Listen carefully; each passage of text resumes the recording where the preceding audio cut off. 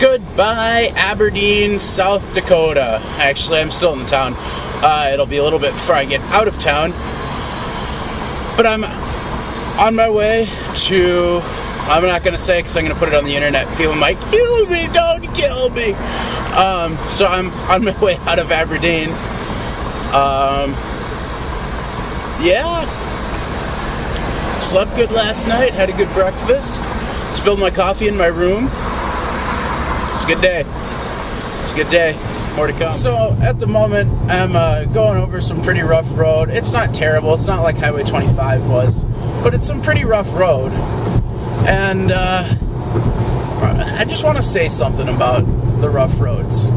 The reason the roads are rough in South Dakota is because the counties don't have enough money to fix them. The reason the counties don't have enough money to fix them is because people are all going to the bigger cities to spend their money.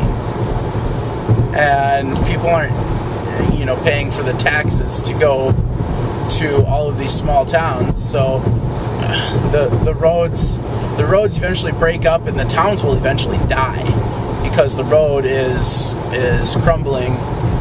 The road that they used to get there is crumbling beneath the tires. And there's no way people can get there. And that's another reason why I wanted to take this road trip, was to see all this stuff, because I have a feeling in 30 years, when I want to do this with my kids, if I ever have kids, I have a feeling that I'm not going to be able to do it. I'm not going to be able to travel around South Dakota as easily as I am today. And so by taking this road trip, I'm also supporting local small businesses, small town economies. So I'll just let that sink in for a moment. Maybe eventually somebody out there will take what I'm saying right now and maybe do something about it. Maybe more people will go road tripping into the small towns of South Dakota instead of just being on the interstate and going to the places where everyone else goes, like Rapid City and the Black Hills and Sioux Falls, and maybe people will go to those places, or to the obscure places, the little teeny towns around South Dakota, and see different parts of South Dakota, because these different parts of South Dakota really are something to be seen. I mean, yes, a lot of it is rolling hills, but there's a lot of little stuff like that I don't think you would ever see outside of the interstate. So it's just something to take in, and maybe someone will watch this video and decide to go on a road trip around their state if they have a big state like South Dakota, or something. I don't know. That's my sappy little dream for it. So yeah, going through these parts of South Dakota, we've gone from farmland to pasture land. Basically, there's no corn being produced. It's all cows. So the look of the land has kind of changed. But it's not much different, I would be willing to bet, than 200 years ago, outside of obviously the highway and the advertisements alongside the highway and the signs and the electric lines. Outside of those things, I wouldn't doubt that this land in this area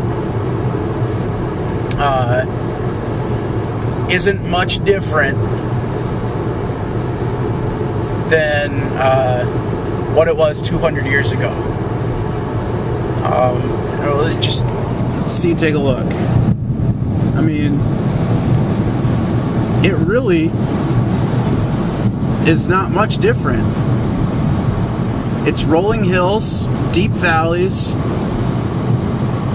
There's a river over there now. But I mean, the look of the land probably isn't much different than the look of it 200 years ago. And it's just one of those things. It's like, that's one of the neat things about South Dakota, if you ask me. That it looks relatively the same as it did 200 years ago. Obviously outside of the highway and all that, but it's just cool. And all of these here hills and stuff, they were all carved by glaciers. South Dakota used to be covered in glaciers, and a lot of the lakes and the rivers, that kind of thing, around South Dakota are all glacier lakes. They're all scattered all over South Dakota, and it's all because of how deep the glaciers went in the first ice age. So it's just something to say, something showing off my knowledge of South Dakota, I guess. All right, talk to you guys later. Bye. So I'm waiting at this bridge, and there's road construction on the bridge. It's a 10-minute wait time for the stoplight, and I got here right when the light turned red. I don't know how long I've been waiting. But some dumb motorcycle guy just went across the bridge, and yeah. So, he's gonna get stopped. I see his brake light going on. And he went off to the side. Some people. So, we're gonna wait here. There's people coming across the bridge now. So, alright, well, that's not so bad. And there's a nice long line of cars behind me. So, well, we'll see what happens now. That was scary, okay? For those of you that know me, I have this ridiculous fear of crossing bridges. It's long story. I have a fear of crossing bridges. Deal with it. That bridge was over a mile long, at least. Plus, there was road construction. That freaked me out like you would not believe. Okay? I just have to get that off my chest now because I was really freaked out. So, yeah. My heart's going, and stuff. And I'm scared of crossing bridges because I'm a pansy. Everyone else says I'm a pansy. I don't think so. I think it's a pretty legitimate fear. God, look at this countryside. Oh my gosh. It's just beautiful. Oh, I love this. God, I could live out here. Live out here in a cabin. Put a cabin right in the middle of this grassland right here. And just go and just live like that off the land. Oh, that'd be fun. Oh my gosh, I would love it. All right. Anywho's.